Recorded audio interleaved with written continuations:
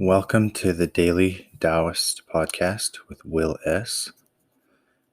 This is episode 2 in the series that I'm doing on the Tao Te Ching. The Tao Te Ching was written about 2,500 years ago by a man named Lao-Tzu. It is one of the oldest texts in existence and certainly one of the wisest. Its wisdom is timeless and its message is as relevant and as important now as it was back then, if not more so. It is vital that we learn to come back into balance with the natural world, to live in a more harmonious way, and become selfless. The Tao Te Ching beautifully instructs us in bringing ourselves and our lives into alignment with the Tao, also known as the Way. Today's episode is verse 2, translated from the original Chinese. When people see some things as beautiful, ugliness is created. When people see things as good,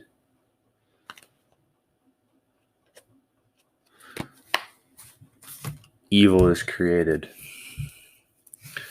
Being and non-being produce each other. Difficult and easy complement each other. Long and short define each other.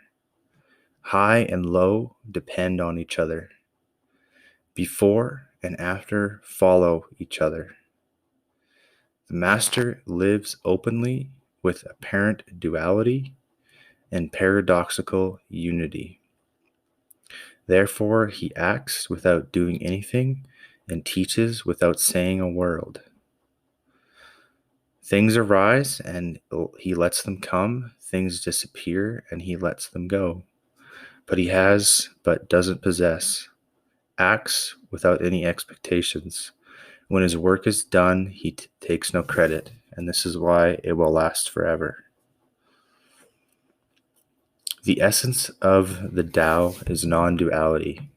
Whereas most people tend to reduce the world into bite-sized pieces and label each constituent part good or bad, Master, the one who is at one with the Tao, knows that all seemingly separate parts are actually indivisible pieces of a far greater whole. The image of the yin and yang symbol is associated with Taoism perfectly illustrates the point. Light and dark, rather than being construed as separate and either good or bad, beautiful or ugly, are seen as two aspects of an inseparable whole, joined in perfect unity. Both are necessary, for both are inextricably interconnected as a day and night. And so it is with the world and all the seemingly separate manifestations. A greater unity exists beyond all apparent separation. Because the Master has realized the paradoxical unity beyond the surface level duality of life, he is able to see beyond the illusion. His life is no longer governed by the cycle of attachment and aversion. He no longer feels the need to cling to certain things, circumstances, and events and desperately avoid others. Because he sees the underlying wholeness of life, he lives his life from a place of deep trust and humility. He surrenders to the flow of life, allowing things to happen as they will, opening themselves to the perfection inherent in each situation and every moment. That perfection is sometimes outwardly apparent, but is just as often hidden beneath seemingly adversity. The Master follows their heart, doing what they feel compelled to do, yet being unattached to the fruits of his labor. In this way, he knows peace and unity, for he is at one with the innate perfection of the Tao of life itself. So, my interpretation of this basically is that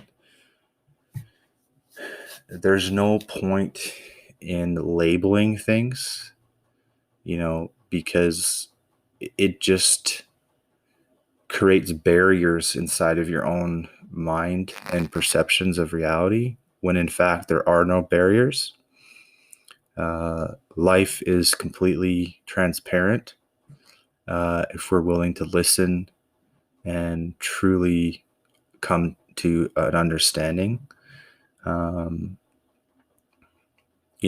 again, why there's so much combativeness and strife in the world is that there's not a sense of oneness or wholeness, a complete, the light side and the dark, or right wing or left wing, whereas really left wing and right wing are parts of the same continuum, and you can't have a right wing without a left wing. And ideally, an integrated person should be somewhere in the middle, um, because then that way you're open-minded enough to see the perspectives of both sides without being biased. Yeah, this is something that everyone should strive for in their life, because if we don't, I believe there is going to be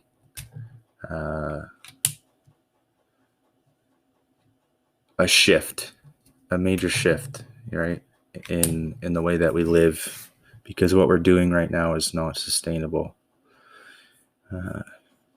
Anyways, have yourself a great and prosperous day. This has been Will S. of The Daily Taoist. Check us out at thedailytaoist.com and on Twitter at The Daily Taoist, posting daily. Have yourself a great and prosperous day. Already said that. Namaste.